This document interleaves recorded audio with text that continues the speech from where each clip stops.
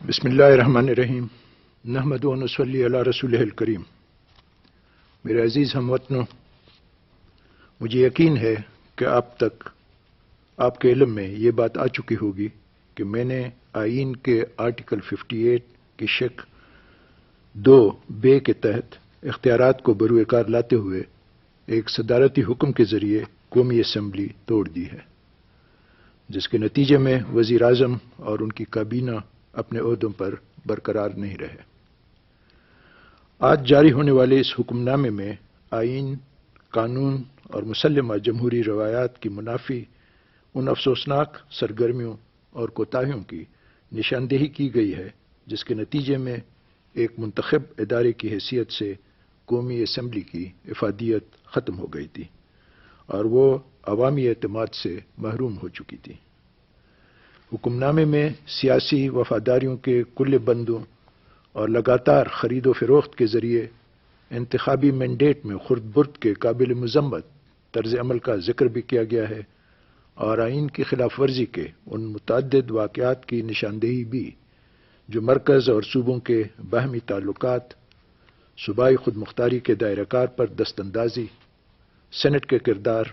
اعلیٰ عدالتوں کے احترام، حکومت کی انتظامی مشینری کے استعمال اور اس طرح کے چند اور امور کے سلسلے میں مسلسل پیش آتے رہے۔ انتہائی وسیع پیمانے پر قومی وسائل کی لوٹ کسوٹ اور بدعنوانیوں کی شرمناک وارداتوں اور سندھ میں امن و امان کی اندوہناک صورتحال کا تذکرہ بھی کیا گیا ہے، اور کہا گیا ہے کہ ان حالات و واقعات کو دیکھتے ہوئے میں اس نتیجے پر پہنچا ہوں کہ وفاقی حکومت آئینی تقاضوں کے مطابق نہ چلائی جا رہی تھی اور نہ چلائی جا سکتی ہے، اور رائے دہندگان سے دوبارہ رجوع کرنا ضروری ہو گیا ہے، چنانچہ قومی اسمبلی توڑی جاتی ہے۔ میں نے یہ فیصلہ اپنے حلف کی پاسداری اور اس عظیم ذمہ داری کو نبھانے کی خاطر کیا جو آئین کے روح سے وفاق پاکستان کے اتحاد کی علامت اور آئین پاکستان کے محافظ کی حیثیت سے مجھ پر عائد ہوتی ہے۔ یہ فیصلہ میں نے مکمل طور پر غیر جذباتی غور و فکر کے بعد اور پورے احساس ذمہ داری کے ساتھ اصلاح احوال کی دیگر تمام کوششوں کے صبر آزما انتظار کے باوجود بے نتیجہ ثابت ہونے پر اس یقین کے ساتھ کیا ہے کہ یہ فیصلہ پاکستان کے کروڑوں بے زبان عوام کی سوچ، خواہشوں اور امنگوں کے عین مطابق ہے۔ میں سمجھتا ہوں کہ میرے اس فیصلے سے اگر ایک طرف عوام کی اس شدید خواہش کی تکمیل ہوئی ہے کہ چند مفاد پرست، خود غرض، ناقابل اصلاح افراد کو 10 کروڑ عوام کی قسمت اور اس ملک کے تقدیر سے کھیلنے کی کھلی چھٹی نہ دی جائے، تو دوسری طرف اس فیصلے سے جمہوریت کے اس بنیادی اصول کی عملاً توثیق بھی ہوئی ہے کہ ملک کے اصل حکمران عوام ہیں اور عوام ہی رہیں گے،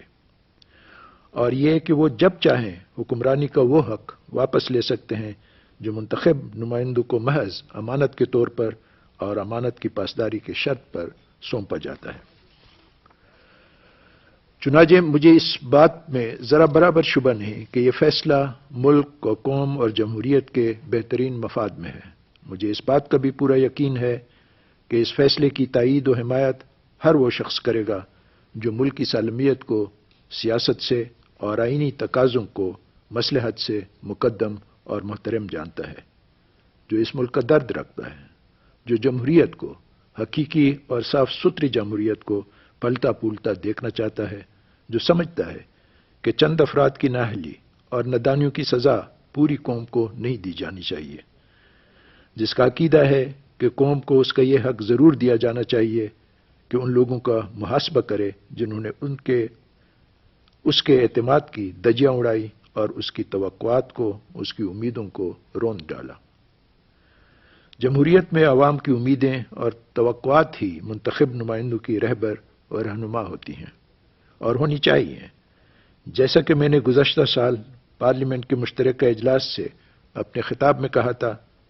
ایک ترقی پذیر ملک میں عوام محض اس لیے جمہوریت کے گرویدہ نہیں ہوتے کہ وہ ایک خوبصورت تصور ہے۔ عام آدمی جمہوریت کے فلسفیانہ قدر و قیمت یا نظریاتی حسن سے زیادہ جمہوریت کے عملی افادیت سے دلچسپی رکھتا ہے۔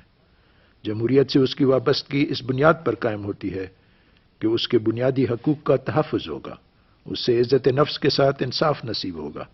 ترقی کے مواقع میسر آئیں گے اور اس کے مسائل کو اس کی شرکت سے حل کیا جائے گا۔ ملک میں بحالی جمہوریت کے بعد پاکستان کے عوام بجا طور پر ایسے ہی توقعات رکھتے تھے۔ وہ امن و امان، ہم آہنگی، انصاف اور مساوات کے ایک نئے دور کے آرزومند اور مسائل کے فوری حل اور کسی امتیاز کے بغیر اہلیت کے بنیاد پر ترقی و خوشحالی کے یکساں مواقع کے منتظر تھے، مگر انہیں مایوسی کے سوا کچھ نہ ملا۔ ان کے نمائندوں کی کجروی اور بے عملی نے ان کی ابتدائی جوش و خروش پر پانی پھیر دیا۔ میں نے اپنی اس تقریر میں عوامی جذبات کی ترجمانی کی کوشش کی تھی اور ان حالات کی نشاندہی بھی جو قوم کے لیے ذہنی کرب اور اضطراب کا باعث بن رہے تھے۔ میں نے عوامی نمائندوں کو یاد دلایا تھا کہ عوام ان کے درمیان قانون اور آئین کے تقاضوں کے مطابق باہمی مفاہمت، اشتراک عمل اور صحت مند تعاون کی فضا دیکھنا چاہتے ہیں، اور ان کی خواہش ہے کہ درگزر سے کام لیا جائے اور رواداری کے جذبے کا مظاہرہ کیا جائے۔ میں نے دیانتدارانہ سیاست پر زور دیا تھا۔ میں نے گزارش کی تھی کہ دوسروں سے وہی برتاؤ روا رکھا جائے جس کی توقع ہم اپنے لیے ان سے کرتے ہیں۔ میری التجا تھی کہ تنقید کو برداشت کرنے کا حوصلہ پیدا کیا جائے اور مخالفت برائے مخالفت سے احتراز کیا جائے۔ میں نے یہ بھی عرض کیا تھا کہ اختیارات کے روایتی ارتکاز کی بجائے ان کی مناسب تفویض کا اہتمام کیا جائے تاکہ آئین میں مرکز اور صوبوں کے ذمہ داریوں کا جو تعین کیا گیا ہے اور مقننہ انتظامیہ اور عدلیہ کے اختیارات کے مابین جو حد فاصل مقرر کی گئی ہے اس کا احترام ہو سکے۔ میں نے وفاق کے اتحاد اور جمہوری عمل میں تسلسل کے لیے سینٹ کے تعمیری کردار کی اہمیت کا احساس دلایا تھا اور قانون سازی کے باری ذمہ داریوں کی طرف توجہ مبذول کروائی تھی۔ میں نے ملک کے اسلامی تشخص اور ملک کی بقا اور فلاح کے لیے اسلام سے مکمل وابستگی پر زور دیا تھا اور نفاذ اسلام کے نامکمل ایجنڈے کی تکمیل کی ضرورت کی طرف بھی توجہ دلائی تھی۔ ساتھ ہی ساتھ میں نے عوامی نمائندوں کو ان کے اس وقت تک کی غیر تسلی بخش کارکردگی کا آئینہ دکھانے کی بھی کوشش کی تھی۔ مجھے امید تھی اور یقیناً قوم کو بھی ہوگی کہ عوام کی امنگوں، خود اپنے انتخابی وعدوں اور اپنی کارگزاری میں تضاد کے بلا لاگ جائزے کے نتیجے میں منتخب افراد حقیقت پسندی کا ثبوت دیتے ہوئے اپنی اصلاح آپ کرنے کے مثبت اور دلیرانہ عمل کی ابتدا کریں گے، مگر افسوس کہ میری گزارشات صدا بصحرا ثابت ہوئیں۔ مجھ سے زیادہ آپ اس بات سے واقف ہیں کہ حالات کس طرح بد سے بدتر ہوتے چلے گئے۔ آپ اچھی طرح جانتے ہیں کہ کس طرح سیاسی محاذ آرائی کو مستقل وتیرہ اور عدم مفاہمت کو مروجہ طریقہ کار بنایا گیا، کس طرح حقیقتوں سے فرار کی پالیسی اپنائی گئی، کس طرح ضروری فیصلوں سے احتراز کیا گیا، کس طرح آئینی اور انتظامی اداروں کو مفلوج کر دیا گیا، اور ان حالات کے نتیجے میں کس طرح قوم خانوں میں بڑھتی چلی گئی اور کس طرح قومی دولت لوٹی جاتی رہی۔ میں جن حالات کی طرف اشارہ کر رہا ہوں آپ میں سے ہر شخص کسی نہ کسی حد تک اس کا عینی شاہد بھی ہے اور گواہ بھی۔ آپ میں سے کس نے عوام کے دیے ہوئے مینڈیٹ کے تقدس کی پامالی اور اس سے جن سے تجارت بنانے کے شرمناک واقعات نہیں دیکھے؟ سیاسی اسٹاک ایکسچینج کھولے گئے اور سیاسی وفاداریاں کھلی منڈی میں مویشیوں کی طرح بیچی اور خریدی گئیں۔ وزیر اعظم کے خلاف تحریک عدم اعتماد کے وقت تو تحریک کی مخالفت اور تحریک کے لیے حمایت حاصل کرنے کی مہم میں ایسے غیر اخلاقی اور غیر قانونی حربے استعمال کیے گئے کہ ہماری قومی اسمبلی دنیا بھر میں مذاق کا نشانہ بنی۔ ممبران اسمبلی ایک طرح سے یرغمالی بن کر حبس بے جا میں رہے اور لالچ اور دھمکیوں کے زور پر انہیں اپنے ضمیر کے مطابق فیصلہ کرنے سے روکا گیا۔ بقول کسی کے کوئی وزارت کے ترازو میں تل کر بکا، کسی نے ضمیر کا سودا زمین کے بدلے طے کیا، کسی نے قرضوں کے عوض اور کسی نے وعدے فردا کے لالچ میں سیاسی وفاداریاں گروی رکھ دیں۔ جنہوں نے ظاہراً وفاداری میں شرط استواری برقرار رکھی، انہوں نے بھی ترک تعلقات کی دھمکیوں کے بل پر اپنی قیمت وصول کی۔ گویا سیاست کو سوداگری سمجھنے والوں نے وقت کی ہر کروٹ سے ذاتی فائدہ اٹھانے کی کوشش کی۔ کسی نے یہ سوچنے کی زحمت گوارا نہ کی کہ وہ خدا کو حاضر و ناظر جان کر اٹھائے جانے والے حلف کی خلاف ورزی کا مرتکب ہو رہا ہے، یا یہ کہ عوام نے جماعتی بنیادوں پر ہونے والے انتخابات میں اسے جس جماعت کے نظریے کی ترجمانی کے لیے اسمبلی میں بھیجا تھا اس سے انہیں رجوع کیے بغیر انحراف کا کوئی حق نہیں۔ ایسا کرنا اپنے ووٹروں سے غداری اور امانت میں خیانت کے مترادف ہے، جو روز سزا و جزا کے مالک کے نزدیک ظلم عظیم ہے۔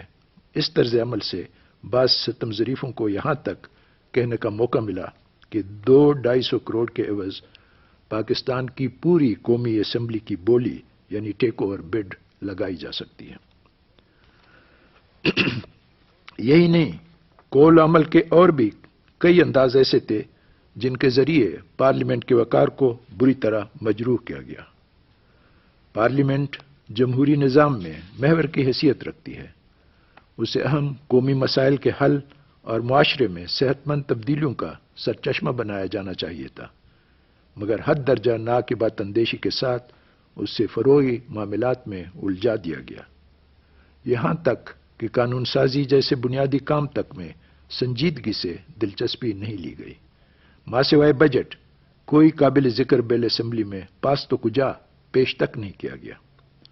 بیشتر معاملات پرانے آرڈیننسوں کے اثر نو اجرا کے ذریعے چلائے جاتے رہے، اکثر وقت تحریک التوا اور تحریک استحقاق کی نظر ہوتا رہا۔ اسٹینڈنگ کمیٹیاں پارلیمانی نظام کی جان سمجھی جاتی ہے، لیکن ان کی تشکیل میں 19 ماہ تک لیت و لال سے کام لیا گیا۔ اکثر وزراء اسمبلی میں بیٹھنے تک کے روادار نہ تھے۔ یہ بھی دیکھنے میں آیا کہ معزز ایوان میں بارہا غلط بیانی اور حقائق پوشی سے کام لیا گیا۔ عدم دلچسپی یا سیاسی مصلحتوں کے پیش نظر اسمبلی کے فرسودہ قواعد کو آئین کے مطابق ڈالنے کے لیے ضروری ترامیم کی زحمت بھی گوارا نہ کی گئی، اور یوں رفتہ رفتہ قومی اسمبلی اپنی افادیت کھو بیٹھی۔ دوسری طرف پارلیمنٹ کے ایوان بالا سینٹ کے وقار کو زخم پہنچانے اور اس کی حیثیت کو متنازع بنانے کی شعوری کوششیں کی جاتی رہیں۔ سینٹ وفاق پاکستان کے اتحاد کی مظہر ہے، وہ چاروں صوبوں کی مساویانی حیثیت کے علمبردار اور قومی نمائندگی میں تسلسل کا وسیلہ ہے۔ ساری جمہوری دنیا میں پارلیمنٹ کے ایوان بالا کو ایک خاص امتیازی مقام دیا جاتا ہے۔ ہمارے ہاں یہ ہوا کہ اس انتہائی اہم اور باوقار ادارے کی قانونی جواز تک کے بارے میں شکوک و شبہات کا اظہار کیا گیا، اس پر تنقید جاری رکھی گئی اور اس کے متعلق انتہائی عامیانہ انداز میں ہرزہ سرائی کی جاتی رہی، اور اس طرح آئین کے تحت وجود میں آنے والے اس ادارے کے ساکھ کو نقصان پہنچایا جاتا رہا۔ مملکت کے دیگر آئینی ادارے بھی سیاسی دیوالیہ پن کے اثرات سے محفوظ نہ رہے۔ ایک طرف اعلیٰ عدالتوں جیسے محترم ادارے کا مذاق اڑایا گیا اور اس کے فیصلوں کی غیر جانبداری اور موزونیت پر کلم کلا انگشت نمائی کی گئی، تو دوسری طرف ضابطے کے مطابق کارروائی کے بغیر ہزاروں قیدیوں کو سیاسی آزادیوں کے نام پر جیلوں سے رہا کر کے یا ان کے سزاؤں میں تخفیف کر کے انصاف کے تقاضوں کو پامال کیا گیا۔ سیاسی قیدیوں کی رہائی یقیناً ایک مستحسن اقدام تھا، مگر یوں رہا کیے جانے والے میں قانونی اور اخلاقی مجرم بھی شامل تھے، جو عدالتوں سے باقاعدہ سزا یافتہ تھے۔ نہ ان کے خلاف الزامات کی چھان بین کی گئی اور نہ مقدمات کی تفصیل اور حقائق دیکھے گئے۔ سستی شہرت کی خواہش کے تحت قتل، ڈکیتی، اغوا اور زنا جیسے باہیمانہ جرائم کو معاف کر کے عدل و انصاف کی دھجیاں بکیری گئیں۔ الیکشن کمیشن بھی عدم توجہی کا شکار رہا۔ ایک طویل عرصہ گزرنے کے باوجود ممبران کی خالی اسامیوں کو پر نہیں کیا گیا۔ نتیجتاً الیکشن کمیشن متعدد ایسے عذرداریوں اور فلور کراسنگ کے مقدمات کی سماعت سے قاصر رہا جن سے اسمبلیوں کی پارٹی پوزیشن میں فرق پڑ سکتا تھا۔ سول سروسز انتظامیہ میں ریڑھ کی ہڈی کا درجہ رکھتی ہیں، ان کا نظام بھی آئین کے تحت قائم کردہ ہے،